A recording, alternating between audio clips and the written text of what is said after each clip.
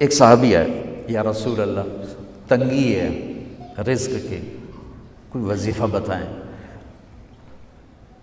کتنے لمبے لمبے وظیفے لوگ پڑھ رہے ہیں کہ کاروبار کھل جائے اور روزی بڑھ جائے، کتنے لمبے چوڑے، کتنے کتابوں میں ایڈے ایڈے بڑے وظیفے لکھے پہ، پڑھ انجی مندہ بڈھا ہو جائے۔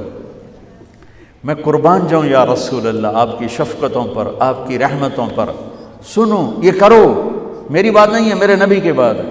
تجربے کی وجہ سے کرو گے تو کچھ نہیں ملے گا، یقین سے کرو گے تو دروازے کھلتے دیکھو۔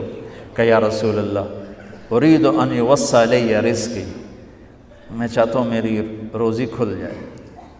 تو آپ نے کہا ادم علی الطہارہ یوسع علیک رزقک، تو باوضو رہا کر تیرا رزق کھل جائے۔ کوئی زور لگتا ہے وضو؟ تمہارے ہاں تو سردی ہوتی ہی کوئی نہیں کہ بھئی ٹھنڈا پانی ہے کیسے وضو، یہ تو ہمارے لیے مسئلہ ہے کہ بھئی ٹھنڈا پانی ہے کیسے وضو کرو۔ وہ ہمارے گاؤں کا مراسی مجھے مل گیا، میں نے کہا چل نماز پڑھے گی، نہیں جی میاں جی سردی بڑی نہ لے جاؤں، سردی بڑی، مراسیوں کو سردی زیادہ لگتی ہے۔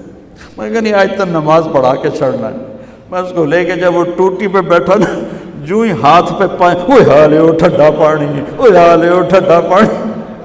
تمہارے لیے تو یہ مسئلہ بھی نہیں کہ ٹھنڈا پانی، میرے نبی کی یہ سارا مجمع لے لو، یہ اوپر مستورات لے لیں۔ ادم علی الطہارہ یوسع علیک رزقک، میرے نبی نے فرمایا باوضو رہنا شروع کر دے، اللہ تیرا رزق کھول دے گا۔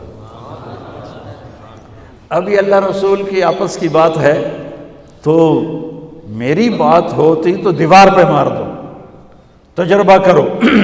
نبی کی بات کو تجربہ کر کے نہیں کرتے، یقین کے ساتھ کرتے ہیں۔